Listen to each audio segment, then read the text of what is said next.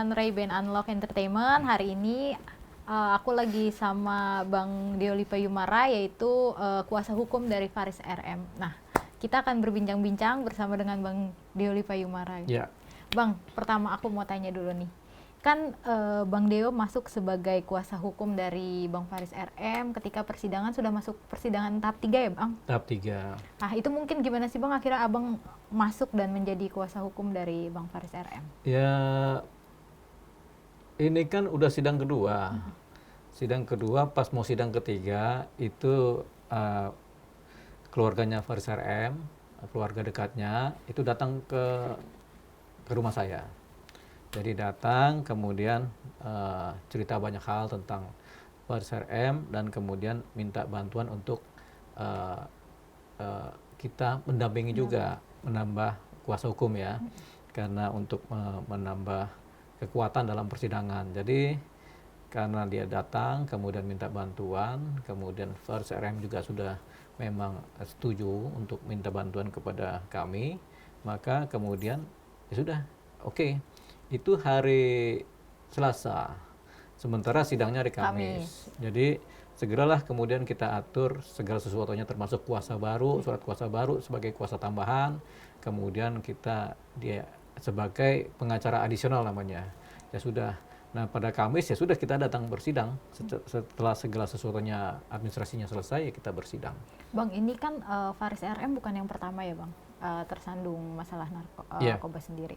Mungkin apa sih Bang yang akhirnya Abang mau menjadi kuasa hukum dari Faris RM? Ya kalau dari kronologis dokumen yang saya terima mengenai berkas-berkasnya dia yang perkara terakhir, memang kita bisa lihat bahwasanya dia memang bukan pengedar kan, karena dia bukan pengedar dan dia adalah pengguna yang beberapa kali kena pidana juga, kemudian ada rehabilitasi juga. Jadi karena sudah berkali-kali, kita berkesimpulan bahwasanya memang dia pengguna yang belum sembuh secara total, baik dalam posisi dia sebagai terpidana maupun pada saat rehabilitasi dia belum sembuh. Karena belum sembuh ini sebenarnya harus ditolong, harus dibela. Berbeda halnya kalau ada perkara narkotika di mana pelakunya adalah pengedar. Nah ini yang kemudian kita agak sulit untuk menolong. Tapi karena dia adalah pengguna yang juga korban dari praktek-praktek ilegal narkotika, jadi dia harus ditolong, harus diselamatkan. Bukan kemudian dijerumuskan ke dalam penjara. Jadi dia yang harus ditolong. Makanya karena pandangan seperti ini, akhirnya kita mau turun Mungkin membela. Bang kalau melihat dari yang sekarang, gimana sih melihat pengedar dan pemakai ini Bang? Kalau dari Abang sendiri? Ya kalau pengedar itu kan mengambil keuntungan dari kejatuhan orang lain. Jadi pengedar itu mengedarkan narkotika, mengharapkan dapat uang sebanyak-banyaknya, sementara kemudian mengakibatkan banyak korban jiwa. Gitu. Itu kalau pengedar. Kalau pengguna itu adalah korban jiwanya gitu. Jadi banyak korban dari peredaran narkotika ya, dari peredaran narkotika sehingga mereka yang menggunakan ini menjadi korban. Jadi berbeda jauh antara pengedar dengan pengguna. Pengguna adalah korban dari kejahatan dari para pengedar. Begitu. Bang, ini kan juga kita lihat udah yang keempat kali. Lalu kemarin juga udah sempat direhab, cuman belum sembuh, akhirnya udah tersandung lagi nih. Kalau Abang melihatnya ini karena Faris RM ini masuk dalam lingkaran hitam karena lingkungannya itu atau gimana sih Bang? Sebenarnya bukan karena lingkungan juga. Beliau lebih banyak karena sudah lama menggunakan. Jadi racun narkotika, ada adiktif narkotika itu udah banyak masuk di kepala, di sel-sel otaknya, sehingga namanya keracunan lah ya. Jadi keracunan atau akhirnya menjadi kecanduan. Jadi karena demikian akhirnya dia susah keluar dari lingkaran keracunan tadi kan. Jadi udah direhab tapi masih ada racunnya. Jadi itu yang kemudian menjadi adiktif buat dia kan. Akhirnya dia kebawa lagi gitu. Jadi bukan karena faktor lingkungan. Lingkungan dia sih bersih ya. Kita udah cek kemarin tuh, kita cek di teman-teman grup bandnya itu nggak ada yang pakai. Dari keluarganya juga nggak ada yang pakai. Nah, hanya dia sendiri begitu kan. Kemudian karena durasi dia memakainya sudah lama, sudah puluhan tahun dia pakai, makanya di sel-sel otaknya ini banyak nempel zat-zat narkotika yang masih mempengaruhi otaknya ya. Berarti bisa dibilang memang pecandu ya Bang? Kalau Iya pecandu, makanya kalau untuk pecandu berat itu rehabilitasi mungkin 3-4 kali. 6 bulan udah mulai beres, tambah lagi 6 bulan lagi, dijeda lagi 3 bulan tambah lagi begitu. Jadi itu yang harusnya diterapikan kepada seorang Faris RM. Mungkin kemarin rehabilitasinya berapa lama, Bang? Kemarin rehabilitasi 9 bulan. 9 bulan itu diasumsikan sudah bersih. Sudah bersih seorang Faris RM dari kecanduan, dari zat-zat narkotika ya. Tapi kemudian ternyata belum. Makanya nanti dalam posisi persidangan berikutnya ini, dalam proses sidang ini kita akan ajukan rehab ulang. Kalau perlu 3 kali rehab lagi. Gitu sehingga dia benar bersih. Gitu, dan ini juga sudah diniatkan oleh Faris RM. Dia memang harus direhab sampai benar-benar bersih gitu. Bang, ini kalau untuk rehabnya sendiri kan agak sulit ya, Bang, Faris RM ini mengajukannya. Apa karena sudah 3 kali pernah tersandung narkoba atau gimana sih, Bang? Jadinya susah. Kalau rehab itu karena dia kan dikenakan pasal pengedar dalam persidangan, padahal dia bukan pengedar. Jadi dengan demikian dia adalah pengguna. Jadi dari bukti saksi menyatakan dia adalah pengguna. Jadi karena bukan pengedar, sebenarnya dia itu pada saat penyidikan ketika diketahui dia bukan pengedar, dia hanya pengguna, harusnya dia langsung diajukan untuk direhab gitu tanpa perlu persidangan. Tapi karena ada pasal yang dipaksakan dia sebagai pengedar, akhirnya dia kebawa ke sidang, bahkan di penjara kan, gitu. Jadi ini adalah kontraproduktif. Sebenarnya kalau dari awal penyidikan sudah bilang dia adalah pengguna, itu nggak perlu ada sidang, langsung diajukan ke BNN, diajukan usulan untuk direhab. Gitu. Tapi ya nggak tahu bagaimana lah sistem kita ini kemarin penyidikannya sampai akhirnya masih ada pasal pengedar yang akhirnya membawa dia kepada posisi di penjara, ditahan, dan membawa dia kepada posisi dia kemudian disidangkan. Mungkin apa sih, Bang, yang pada akhirnya seorang Faris RM ini ada pasal sebagai pengedar? Nggak tahu kita juga, karena kita lihat nggak tampak itu pasal pengedarnya. Gitu. Jadi apalagi barang bukti yang dia pegang tuh cuma 0,86 gram, 0,86 gram, 89 ya. Jadi itu kecil sekali, bahkan cuilnya nggak kelihatan itu kalau kan saking kecilnya kan. Jadi kenapa dia dikenakan pasal pengedar kita sampai sekarang nggak tahu. Kenapa dia harus sidang? Apa ada kekuatan apa gitu yang membuat dia harus disidang? Ini harus kita lagi teliti ya. Siapa yang menekan ini sehingga dia kemudian harus disidangkan. Padahal dia adalah pengguna murni ini. Tampaknya dia pengguna murni gitu. Nah, mungkin, Bang, tadi yang Abang bilang barang buktinya segitu sampai akhirnya tapi juga di penjara, nggak direhab gitu. Kalau keluarga melihat seperti apa, Bang? Kalau keluarga ini kan sudah mengalami kepahitan apa yang dilakukan oleh Faris RM ya, karena 3 kali tertangkap narkotika. Jadi kemudian mereka sebenarnya dalam posisi apatis tadinya kan, tapi tetap keluarga adalah keluarga di mana mereka tetap akhirnya berjuang.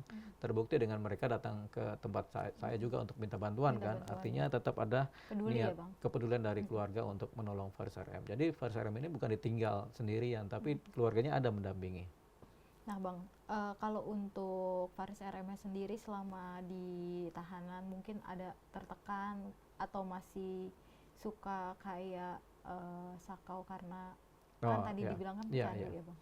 Dia awal-awal mungkin tertekan ya karena shock ya, tapi kemudian dia bisa beradaptasi dengan lingkungan penjara, lingkungan tahanan. Kemudian dia bisa stabil. Dan selama di penjara kan dia tidak menggunakan apa-apa juga kan. Jadi dia berusaha bertahan di wilayah tahanan tadi kan, sehingga sekarang dia dalam posisi stabil dan kuat ya.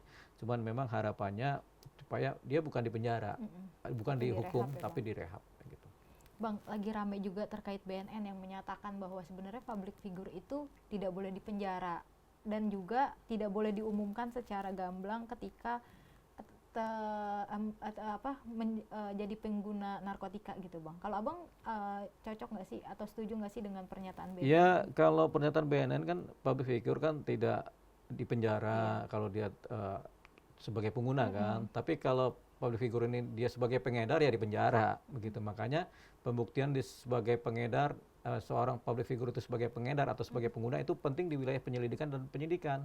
Disitulah digodoknya apakah seorang public figure ini adalah pengedar ataukah dia hanya sebagai pengguna. Di situ ditentukan di awali tadi, sehingga kalau dia pengedar mau nggak mau dia harus diumumkan bahwasanya dia adalah pengedar dan harus dihukum begitu. Tapi kalau kemudian dalam penyelidikan penyidikan ditentukan bahwasanya si public figure ini hanyalah sebagai pengguna, ya sudah buru-buru direhab tanpa perlu kemudian dipublikasikan. Apalagi sampai di sidang kayak seorang Faris RM ini kan, itu akhirnya kan menjadi tontonan negatif buat masyarakat. Makanya ini yang kita hindari, yang dihindari oleh BNN seperti ini, yang kita juga harapkan dihindari seperti ini. Kecuali seorang public figure itu dia ternyata adalah pengedar. Misalnya dia ngedarin 1.000 gram atau 1 kilo 1 kilo sabu-sabu misalnya. Itu diumumkan ini ada public figure yang kemudian menjadi pengedar. Ini kan berbahaya kan, harus diumumkan gitu. Nah Bang, kalau misalkan BNN menyebut kalau kita tampilkan seorang public figure menggunakan narkoba, itu akan mengiklankan ya Bang? Iya, tentunya mengiklankan. Kalau seorang public figure dia menggunakan, kemudian menggunakan narkotika, kemudian tertangkap, kemudian dipublikasikan, ya tentu mengiklankan. Iklan gratis buat peredaran narkotika kan. Makanya itu harus ditutup sebenarnya. Udah benar BNN melakukan langkah-langkah tersebut. Kecuali si public figure itu bukan pengguna tapi dia adalah pengedar. Itu baru kemudian ini harus diproses. Dan ketika diproses tentunya ramai kan, orang tahu kan gitu. Nah, seorang Faris RM dia berada dalam wilayah pengguna, bukan pengedar. Harusnya nggak usah dipublikasikan juga, harusnya nggak usah disidang karena dia hanya menggunakan gitu. Dan ini juga kan berlarut-larut ya Bang? Bukan berlarut-larut, panjang kan, panjang ini kan akhirnya terpublikasi terus kan. Makanya kita harus sampaikan edukasi juga kepada masyarakat, kepada para pembaca berita ya, pendengar berita, bahwasanya ya ini adalah pengguna si Faris RM ini, supaya nanti ada keputusan yang bijak. Harapannya sih kalau kepada pengguna ini adalah sidang terakhir buat pengguna. Nah, jadi ya tidak ada lagi pengguna kemudian yang kemudian diproses sidang begitu kan, sehingga tentunya merugikan juga gitu. Karena pengguna ini tidak bisa sembuh kalau dia dihukum. Dia hanya bisa sembuh kalau dia kemudian direhabilitasi. Untuk Faris RM sendiri mengajukan rehabnya negara atau nanti? Nanti, jadi kita akan ajukan melalui pledoi dan permohonan rehabilitasi. Setelah kemudian kita sampaikan saksi ahli ya.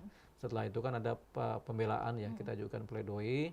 Kita minta supaya yang bersangkutan direhab. Rehabnya tuh bagusnya memang rehab dari pemerintah, begitu. Kan ada rumah sakit pemerintah, ada juga lembaga-lembaga pemerintah ya, yang kemudian khusus untuk melakukan rehabilitasi kan.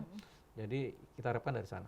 Untuk sidang besok Bang, selanjutnya hari Kamis mungkin untuk agenda sidang besok itu agendanya adalah kita mengajukan saksi ahli yang ahli dalam bidang narkotika pertama, yang kedua adalah ahli dalam bidang rehabilitasi. Nah nanti mungkin setelah itu akan ada lagi Bang saksi dari keluarga atau? Tidak ada, itu selesai. Kemudian agenda berikutnya setelah itu adalah penuntutan dari jaksa penuntut. Setelah itu baru kemudian pledoi. Kalau dari Abang sebagai kuasa hukum nih, harapannya apa sih Bang terkait Faris RM ini? Ya kalau kita sudah bicara banyak dengan Bang Faris RM, memang dia mau sembuh dan dia mau tetap berkarya. Mungkin kalau dia sembuh dan dia berkarya, hasilnya lebih bagus lagi. Jadi kita harapannya Faris RM kemudian direhabilitasi, kemudian dia bisa berkarya dan lebih berkarya lagi. Terima kasih penonton Ray-Ban dan Unlock. Aku akhiri perbincangan kita dengan Bang Dioli Payumara. Dah.